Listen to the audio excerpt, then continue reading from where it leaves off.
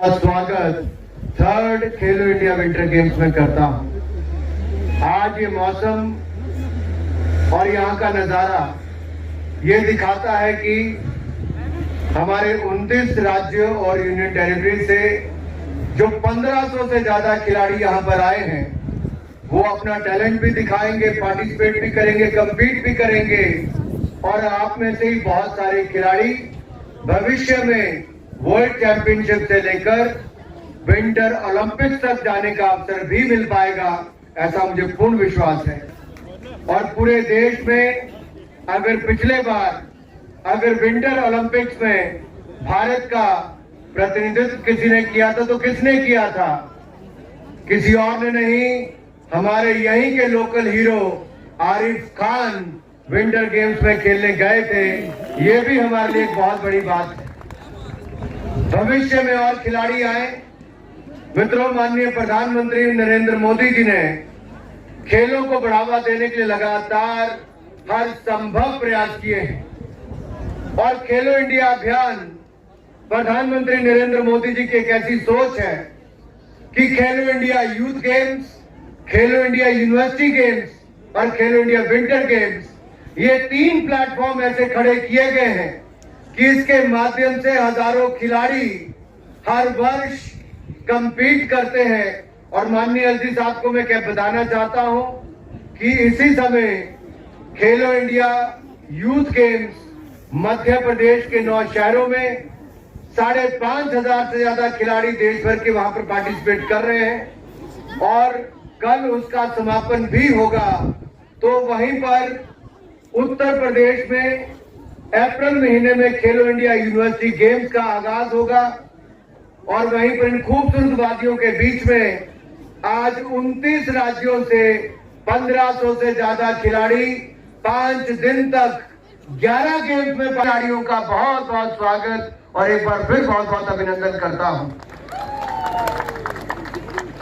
कुछ देर पहले आपने देखा बीएसएफ का, जेएंडके पुलिस का और बाकी बैंड्स भी आपके सामने से गए। जेनेट ग्रुप ने भी यहां पर आपका मनोरंजन करने का काम किया। लेकिन सबसे ज्यादा तालियां कब बजी? जब जम्मू कश्मीर में माननीय एलजी साहब आपने 40 खेलो इंडिया सेंटर्स ई लॉन्च यहां से करने का काम किया, तब जाकर खिलाड़ियों ने सबसे ज्यादा तालियां उस पर मारी, क्योंकि इनको पता है कि खेलों के माध्यम से युवाओं को आगे आने का अवसर मिलता है। और प्रधानमंत्री जी ने तो स्वयं कहा, खेलोगे तो खिलोगे। और ये साफ खिलते हुए चेहरे यहाँ पर नजर आते हैं।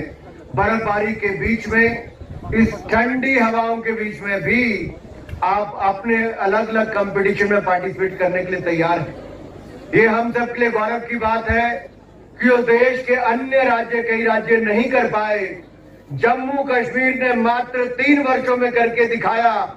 जम्मू कश्मीर के हर जिले में आज इंडोर स्टेडियम बनकर तैयार हो गए और गांव-गांव में खेल के मैदान बनकर तैयार हुए। इसके लिए मैं आपको बहुत बहुत बधाई और आपका बहुत बहुत धन्यवाद करना चाहता हूं। मित्रों, खेल एक ऐसा प्लेटफॉर्म है जहां आप फिजिकली और मेंटली फिट तो रहते हैं, लेकिन वो आपके एक सॉफ्ट पावर के रूप में काम भी करता है। कोई राज्य हो, कोई देश हो, वो जितना मर्जी कर ले, जितने मर्जी बड़े उद्योग ले आए, लेकिन जब हमारा खिलाड़ी कोई देश में मेडल जीतता है या अंतर्राष्ट्रीय पटल पर कोई मेडल जीतता है, तो पूरे प्रदेश और देश को एकजुट करने का काम करता है और पूरा देश आपका अभिनंदन और स्वागत करता है।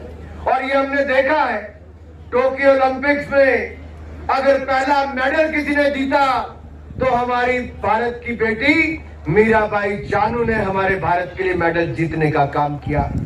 और जो 121 वर्ष भारत को इंतजार करना पड़ा कि एथलेटिक्स के क्षेत्र में कोई मेडल जीत कर लाए, तो गोल्ड मेडल किसने जीता? किसी और ने नहीं, नीरज चोपड़ा ने गोल्ड मेडल जीतकर भारत का तिरंगा जापान में फहराने का काम वहां पर भी हुआ। मेरे भाई देखिए, भारत का राष्ट्रगान वहां पर बजता है जब कोई गोल्ड मेडल जीतता है। तो इससे बड़ा गर्व का पल किसी देश के लिए क्या हो सकता है? और इसी तरह से कॉमनवेल्थ गेम में पहला गोल्ड मेडल मेरा भाई जानू ने जीता, तो 61 मेडल हमने कुल मिलाकर जीते। ये भी भारत ने, जबकि राइफल शूटिंग उसका हिस्सा नहीं था, उसके बावजूद जीतने का काम किया। और पिछला साल तो ऐसा भारत के खेलों के लिए रहा कि जहां आज तक के सबसे ज्यादा मेडल समर ओलंपिक्स में भारत ने जीते, वहीं पर पैरालंपिक्स में सबसे ज्यादा मेडल आज तक के 19 मेडल जीते, डेफ ओलंपिक्स में 20 मेडल जीते, कॉमनवेल्थ गेम्स में 61 मेडल जीते। तो IBF women world boxing championship में भी निखिल जरीन ने गोल्ड मेडल, तो प्रवीण हुडा और मनीषा मौन ने ब्रॉन्ज मेडल जीतने का काम किया। और हमने कभी जो बैडमिंटन में भारत कभी गोल्ड मेडल जिस तरह से नहीं जीत पाते थे, लेकिन हमारे ऐसे खिलाड़ी PV सिंधु ने टोक्यो ओलंपिक्स में हो या फिर उससे पहले रियो ओलंपिक्स में बैक टू बैक मेडल जीतने का काम भी किया है। ये हमारे छोटे मोटे नहीं मित्रों, ये बहुत बड़ी उपलब्धि भारत की है। एक के बाद दूसरी गेम में हम शानदार प्रदर्शन कर रहे हैं और बड़े बड़े आयोजन भी कर रहे हैं। आप इसके आगे देखिए, G20 का लोगो आपको देखने में नजर आएगा। G20 की प्रेसिडेंसी भारत को मिली है। ये अपने आप में बहुत कुछ कहता है कि दुनिया के सबसे 20 ताकतवर देश, उनका समूह, जहां 80% से ज्यादा व्यापार GDP उसके माध्यम से होती है, 70% आबादी वहां पर है और यहां से सबसे बड़ी मार्केट देखने को मिलती है। वो G20 प्रेसिडेंसी के भी 55 शहरों में 200 से ज्यादा मीटिंग्स करने का अवसर मिलेगा और जम्मू कश्मीर में भी उसका आयोजन होगा। जैसा माना है कि हर क्षेत्र में भारत आगे जा रहा है। जहां तक विंटर गेम्स की बात है, हमारे पास उतनी बड़ी सुविधाएं नहीं थी, लेकिन यहीं पर अगर आप देखोगे सामने हमारा स्कीइंग और विंटर गेम्स का सेंटर भी है। कर्नल ढिल्लों यहाँ पर बैठे भी है, जहां पर अभी 60 बच्चों के बैच से मैं मिलकर आया हूं, तो देश के अलग अलग हिस्सों से यहाँ पर सीखने आए। ये सारा साल हम कैसे करने का काम कर सकते हैं, बहुत इंपॉर्टेंट है। और जैसा माननीय LG साहब ने कहा कि सेंटर ऑफ एक्सीलेंस बने, मैं माननीय गवर्नर साहब आपसे इतना ही कहना चाहता हूं, प्रधानमंत्री नरेंद्र मोदी जी चाहते हैं कि देश में बड़े बड़े सेंटर्स बने, बड़े खेलों का आयोजन हो, जहां नेशनल स्पोर्ट्स यूनिवर्सिटी हम मणिपुर में 900 करोड़ रुपए की लागत से बना रहे हैं, ताकि हमारे भविष्य के खिलाड़ी, ट्रेनर्स, कोचेस की ट्रेनिंग वहां से हो। वहीं पर हमारे गुलमर्ग में, या मैं कहूं जम्मू कश्मीर के लिए, centre of excellence winter games का बने का फायदा भी उठाना चाहेंगे, ताकि ग्लोबल गाइडेंस भी उसमें हमें मिल सके और न केवल भारत का बल्कि दुनिया के गिने चुने जो सेंटर्स भविष्य में बने, ये अपने आप में एक आकर्षण का केंद्र बनेगा। ऐसे हम अलग अलग गेम्स को भी शुरू करें।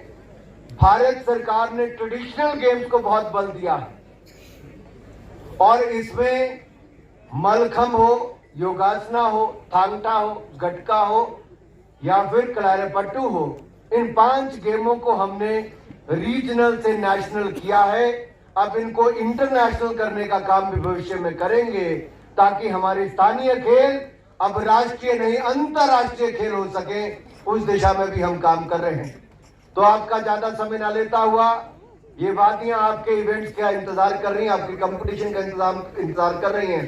आप सबको शुभकामनाएं देते हुए एक बार फिर मैं जम्मू कश्मीर